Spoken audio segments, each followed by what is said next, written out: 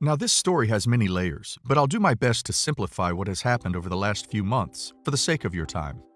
To properly tell this story, you need to know a few things. My husband and I are veterans. We've been married for 9 years. I had never met his sister before this whole ordeal.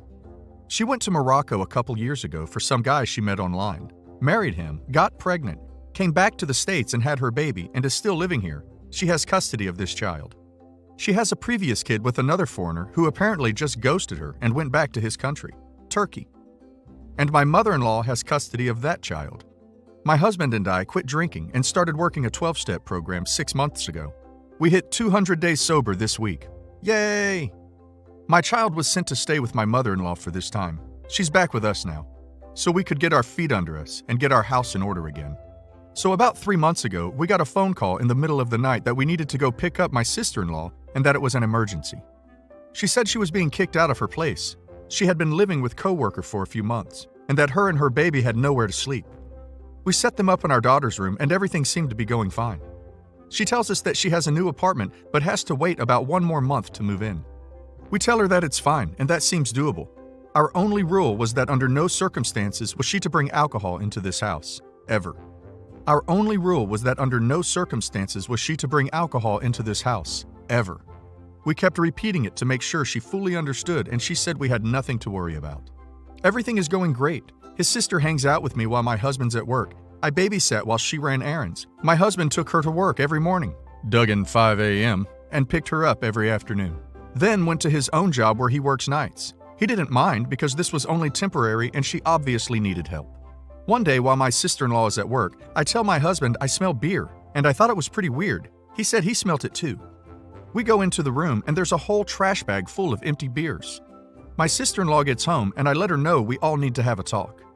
I told her that we told her our one rule was no alcohol and that it was not cool of her to do something like that when we're going out of our way to help her, and especially since it's so early in our recovery.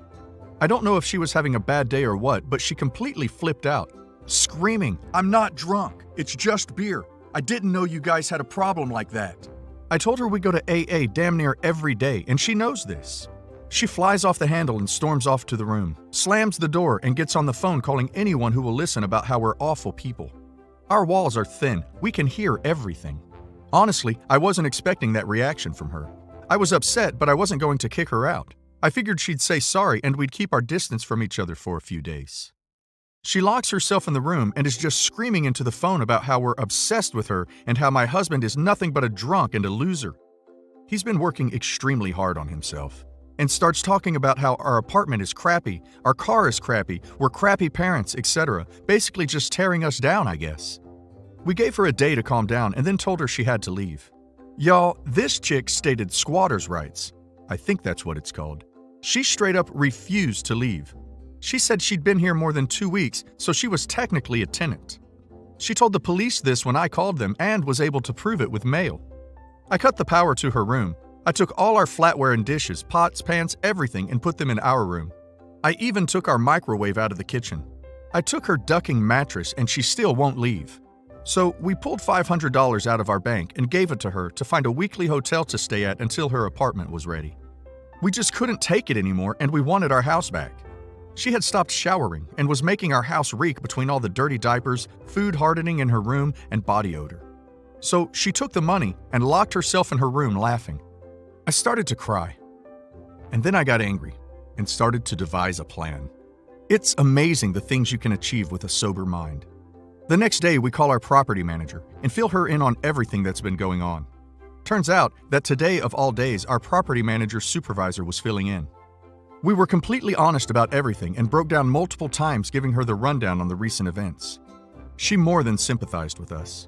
She said to call her when my sister-in-law got home from work so she could come and talk with her herself. She gets home, we call the property manager. Our property manager tells her she should really just leave peacefully unless she wants an eviction on her record. It was a futile attempt, but figured we'd try anyway. She, of course, refuses. We had gathered all her things into the living room while she was at work and told her that my husband will take her anywhere she needs to go, but she's not staying here one more day. She called the police like we knew she would. You know, for someone who's staying in someone else's home unwanted and your only proof is mail, you really think you'd keep that mail on your person at all times. Well, when the police got there, she couldn't find her mail. Wonder how that happened. Police tell her to leave and she refuses. Mind you, her baby is sitting there eating our cat's food out of his bowl and screaming and flailing around, and when I tell her that her kid's eating cat food, she tells me to shut up and that she's a mother of the baby and she knows how to parent. The police are watching all of this. They tell our property manager she can trespass her and she does. My sister-in-law starts screaming, "His wife is crazy, she's an addict," repeatedly. The police tell her everything she's saying is irrelevant and that she needs to leave or she will be arrested. So now she can't come back to our apartment without a police escort to get the remainder of her things. My husband took her to a motel and told her she can get her things whenever, and she still had the $500 we gave her the day before. Fast forward to last weekend. She hired movers to come get her things, and we thought that was that. Now she's blowing up our phones because she's saying one of the suitcases on the patio was hers. We say, "Come back with the police right now and we'll show you it's ours." It literally has my name on it. She refuses and is now texting us saying she filed on Monday and is suing us and calling the Air Force commander. You know, I think he has quite a few more important things to worry about than some homeless lady's stinking missing bag, but that's just me. In conclusion, my sister-in-law is a mess, and I think I may just have to file a restraining order. We blocked her number, and she's still finding ways to message us. We've told her repeatedly to leave us alone and that if she needs to take us to court, then so be it. As you know, if you've seen the first post, my mother-in-law was highly pissed that we threw her daughter out. So much so that she made us come get our daughter early, who was in her care at the time, so we could get our first sober months under us and clean up our lives, instead of letting her finish out the school year like we'd planned. While my daughter was at my mother-in-law's house, we told her she could have a phone so we could have a direct line of communication with her without having to go through my mother-in-law, because a lot of the time she would never answer the phone. When we told my mother-in-law we were sending her a phone, she immediately shut that idea down, and so not wanting to rescind on a promise we had already made to our kid, we let her have the phone when she came home. Hindsight is 20/20. No 7-year-old should have a phone, and I realize that now, but alas, parents make mistakes. The other day I was doing a check on her phone, making sure she wasn't doing anything she shouldn't be doing, and I saw she'd been texting my mother-in-law. As I'm going through the messages, I see things like, "I want you to come live with me permanently. I'm thinking of moving. Don't say anything." And my personal favorite, "Has your dad been drinking again? My husband and I both hit 8 months sober today. Thank you very much." She hasn't expressed any concern about our sobriety to either of us, and, come to think of it, she hasn't even called us to check in and ask how we've been doing. Before our daughter came home, we agreed to not use any drinking vocabulary around her. We make it a point to not talk about anything regarding our previous drinking or current sobriety because we feel she's still too young to speak about adult topics like that. She's only 7. If our daughter had a question, we'd of course have a sit-down and explain whatever she wanted to know the best way we could, but that hasn't happened yet. I felt like these things she was saying to our daughter were interfering with her transition back into our home. She'd been gone 6 months. Promising these happy dreams of permanently living with her and also flat out asking our child if we've been drinking again. Not once did she come to either of us with that question. We would have happily told her we're still going strong. I can see why she'd be concerned because of our previous lifestyle, and I fully expected her to eventually question us, but I never once thought she'd talk to our child about it the way she did. After my husband and I recovered from the initial shock of all this and calmed down, we decided to text his mom. Since with phone calls she usually talks over us and never lets us get a word in or hangs up on us. We told her that the things she was saying were completely inappropriate things to say to a 7-year-old, and that because we wanted our daughter to focus on being a kid and not have to deal with adult topics, we were taking her phone permanently until she is older. My mother-in-law was in town about 2 weeks back, and the only reason we knew about it was because our daughter's cousin told her about it. We never got a phone call, text, nothing. We told her that if she was at all as concerned as she seemed, that we wish she would have asked to come over, see our place, our daughter's room, to see that everything is how it should be, see how well we're doing. We let her know that she can call either one of us anytime to speak to our daughter whenever she wants, and that we know she loves her, and that if she has any questions or concerns about our sobriety, to please ask us. She responded begging us to not take away her only form of communication with her granddaughter from her, and denied ever saying anything to her about my husband's drinking. So I pulled out my handy-dandy screenshots and forwarded them to her. I then let her know that we aren't taking her only form of communication and reiterated that she could call either one of us at any time whenever she wanted to speak to her. Now, see, I know that she doesn't want to have to deal with going through us, and so she won't call, but that's not my problem. Her relationship with our daughter will sadly suffer because of it, but she needs to grow up and bite the bullet and call us if she wants to talk to her. And we told our daughter that if she ever wants to speak to her grandma, to let us know and we'll give her the phone too. She replied back, "Don't be sending me screenshots." Okay, don't lie and I won't need to send you my receipts, lady. She messaged us again this morning saying, "How dare we block her? We are disgusting people. She took care of our daughter for 8 months. God don't like ugly. I bet we didn't block her other grandma. How dare we?" First of all, it was 6 months, not 8, but I let that one go. All I replied back was, "We didn't block you on anything, because we didn't. I have no clue what she's even going on about." And she replied back, "I would hope not." And that was that. I mean, my mom has to call us to get through to our daughter too now.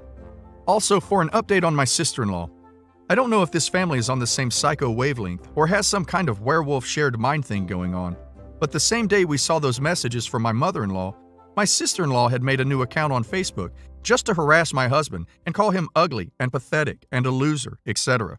This was before we even spoke to my mother-in-law, so it's not like she was mad about that yet. We blocked her new account and went on about the day as usual. I mean, really, who has the time to sit down and make a bunch of accounts to harass your brother and his wife who are obsessed with you? It's absolute madness to me. Edit. Mother-in-law is in a separate state from us.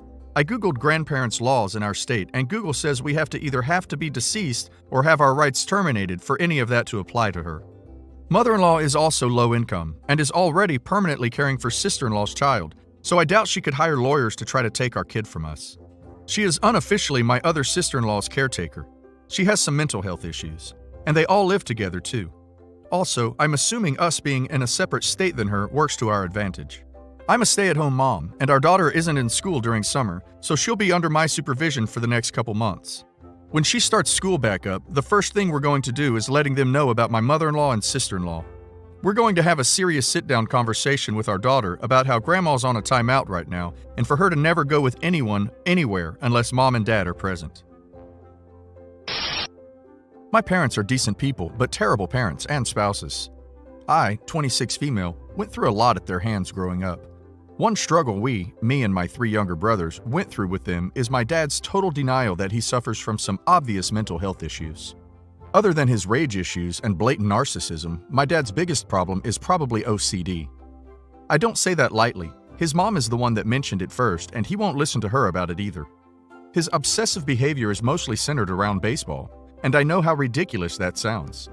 He started coaching the oldest of my brothers when I was about 8, and it was a hasty downward spiral from there. Practices were 4 nights a week, with full weekend days spent at the baseball field. The quality of our home life directly correlated with how well my brother or his teammates did at practice. My birthday falls during baseball season, and it was either flat out ignored because of baseball or actively ruined by it. If we were not physically watching a baseball game, there was one on the TV. He pays a buttload extra a month to have like every possible obscure sports channel just so he can find baseball, even if it's a high school game in another country or something. My mom is a bit of a doormat, so she just goes along with the guano crazy things he does in the name of the game. My oldest brother finally had to quit at the collegiate level because of all the overuse injuries he racked up with all my dad's extensive training. My middle brother broke off and joined another sport, so he's happy and doesn't get as smothered. And my high school-age younger brother is already getting back problems from all the same overzealous training methods. This isn't just a problem for me, but they enjoyed the sport and aren't as bitter as I am. Moving on to now, I recently got engaged and my parents pledged money for my wedding. They're very well off, and it was a generous pledge.